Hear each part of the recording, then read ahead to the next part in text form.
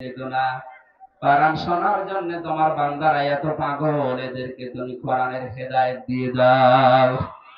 আজকের মাহফিলের সওয়াব গুলো আমাদের নবীজির রওজায় পৌঁছিয়ে দাও। আমার এই খুলনা বিভাগ, আমার জন্মস্থান এটা, রব্বুল আলামিন এই বিভাগের মানুষকে স্বভাবগতভাবে আমি একটু বেশি ভালোবাসি, এরাও আমাকে বেশি ভালোবাসে। এদের ভালোবাসা তুমি আল্লাহ তোমার জন্য কবুল করে নাও। সম্মানিত মা বোনদেরকে ফাতেমার মতো, খাদিজার মতো বানিয়ে দাও। রব্বুল আলামিন আমাদের স্ত্রীগুলোকে তুমি খাদিজাতুল কুবরার স্বভাব চরিত্র দিয়ে দাও। জান্নাতের ভেতরে যেন স্বামী স্ত্রী আমরা প্রত্যেকেই পাশাপাশি একাধারে থাকতে পারি, সেই ব্যবস্থা করে দাও।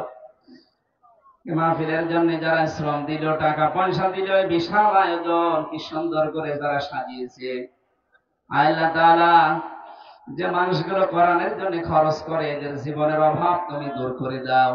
এদের কোন রোগ শোক দিও না, যেগুলো আছে শেফায়ে কামেলা আজেলা করে দাও। কত মহিলারা এসেছে তারা রোগী, আল্লাহ তুমি রোগগুলো ভালো বানিয়ে দাও। মাটির নিচে যারা শুয়ে আছে কোরআনের ইজ্জতে মাফ করে দাও। আল্লাহুম্মা গফিরলি ওয়ারহামনি ওয়াহদিনি ওয়াফিনি ওয়ারযুকনি ইয়া রাব্বাল আলামিন। যখনই মরণ আসবে, মরতে আমাদের চিন্তা নেই, দুঃখ নেই, কিন্তু আমরা কালেমা নিয়ে মরতে চাই।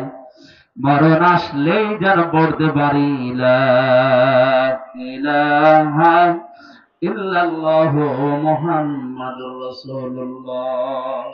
আসসালামু আলাইকুম।